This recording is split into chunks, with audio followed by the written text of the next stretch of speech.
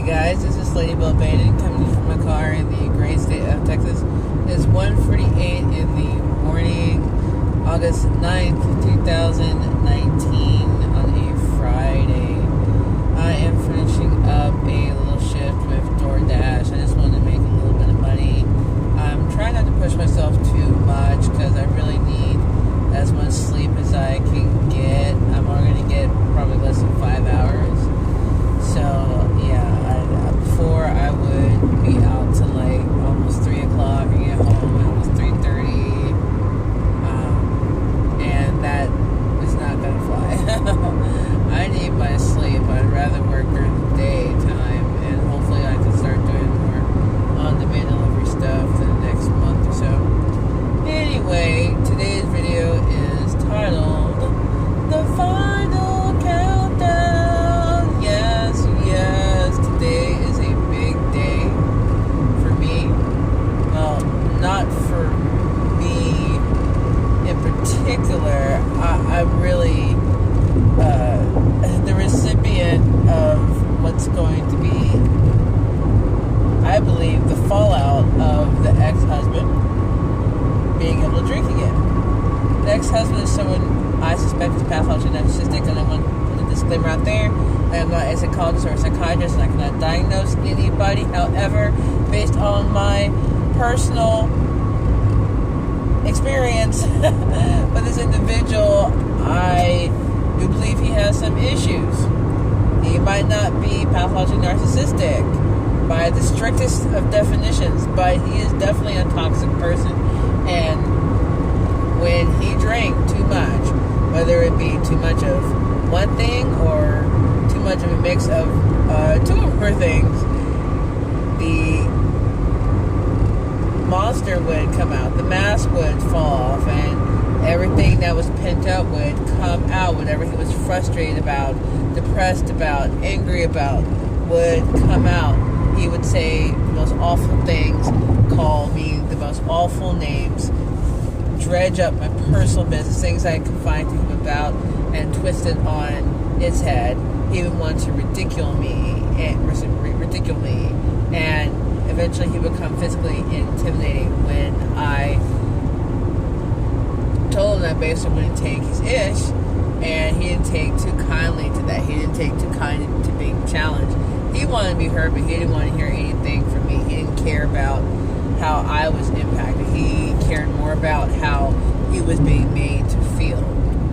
And while he was raging, he would be, at least from what I could tell, feeling all this other sorts of emotional pain, because he would break down and cry. And in the beginning, I would feel really sorry for him. I had empathy, and I still actually have empathy, because I don't want to see another human being suffer.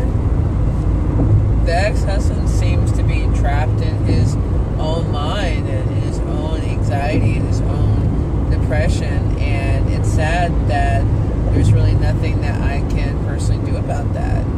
For the longest time, I thought if I loved him enough, explained things enough, and was patient and kind, and even worked on myself, that things would improve.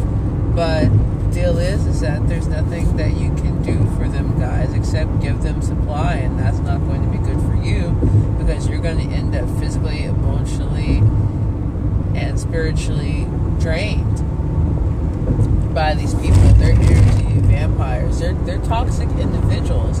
Now, that's not to say that just because someone is grappling with some things that they're not worth your time, because there's a lot of mental illnesses that impact people's lives, and I don't believe you should see them as lesser than. These types of people who don't have empathy for you and who wouldn't blink an eye if they had to step on you to get what they wanted, oh yeah, I don't really have a whole lot of love in my heart for those types of people, because you can still be I wouldn't say inflicted, but you can still be impacted by a mental illness or a disorder and still be a decent person.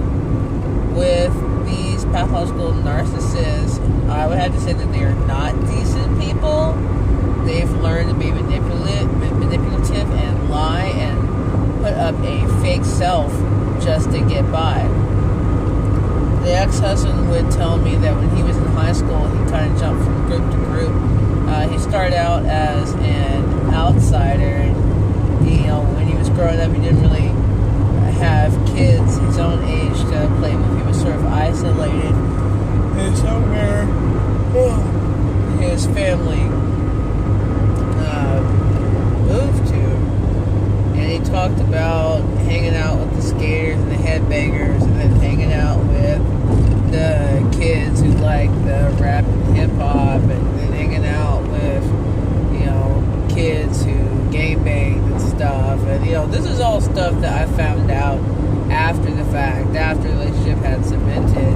In the getting to know you stage, you think that you're going to peel back some layers and see a nice rose. Instead, I got a thorny weed. At the time, I just thought, this is in his past. He seems to have a great work ethic. He's nice. He's talkative. He has a sense of humor. This guy's cool. Oh, little did I know what I was getting into. The alcohol definitely showed me a different side of him, a different scary side. And over the past year, outside of a few isolated incidents, he hasn't really had anything to drink. Now, he's still been mean and nasty and lacked empathy, without the help of alcohol. With alcohol, I think he's going to get a lot worse.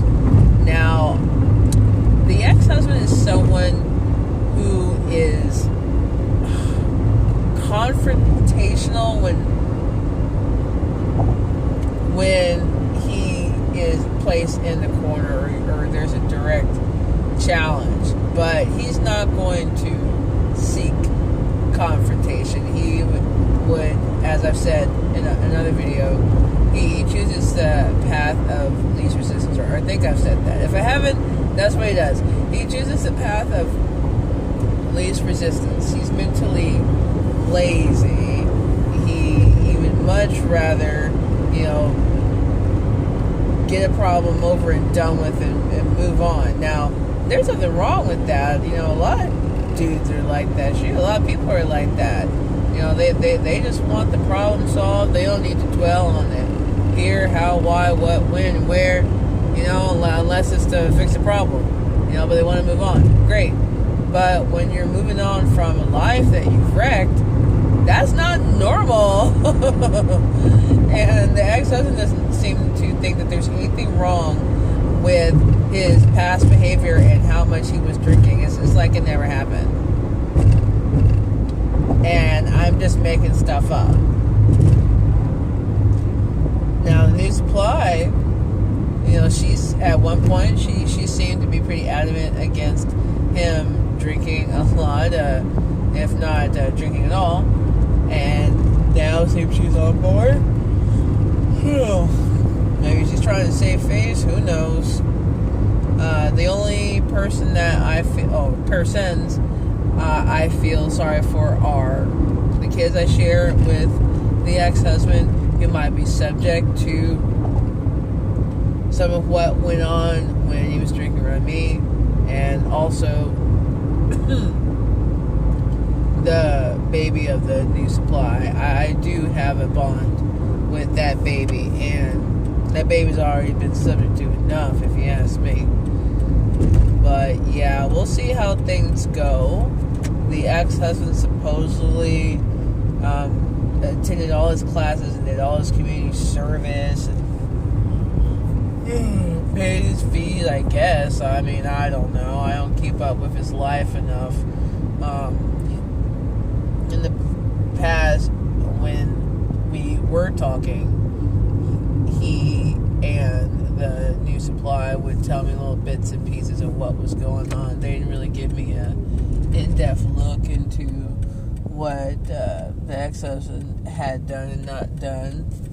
But I have been told enough to know that he's keeping up with things as best he can because he wants to get this DWI thing behind him. But what's to happen when he starts drinking? I have a lot of anxiety about that, about protecting myself and the kids. I have fears that he'll decide one day to pick them up when he's had a few beers, and the new supply won't say anything because she'll assume that he has things under control when he doesn't, and he'll seem like he does, but later on that night he might not. So if he had to get up the next day and drive the children all hungover, all agitated and stuff, he might blow up if the new supply talks to him wrong, or he perceives that she's being insulting or not respectful or whatever. So yeah, it's the final countdown. Either he and his lawyer is supposed to appear in court later this morning. So yeah, something tells me that things are going to go south before they go up. But I'm prepared for that.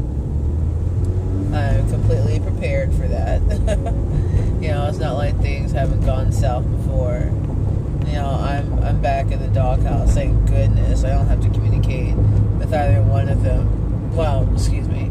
I'm court-ordered to communicate with the ex-husband on certain things. I am not court-ordered to communicate with the new supply, and, she doesn't exist, as I've said before in the videos. She's not even a factor. She thinks she is, but she is not. In any case, I don't know how things are going to go. I want to believe that they'll go okay, and that if he drinks, he'll be even less likely to take the kids, because he's going to want to go out and socialize more and drink and stuff. And that's when I think I will be validated. Now, the end goal of my recovery isn't to be, well, I guess it is to be validated, but just be validated in the sense that, this is the same person that I've been telling you about. And by the way, I'm speaking as if I'm speaking with a spy, saying, yeah, this is the person I've been talking about. This is him. This is him when he drinks, and it's not the person you think he is. He's not who you think he is.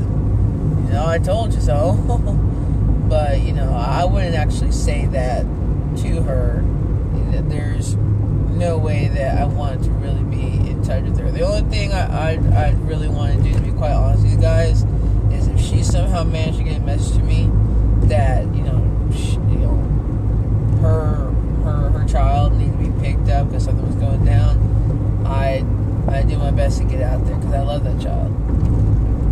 However, outside of that extreme situation, which I don't think is ever going to happen,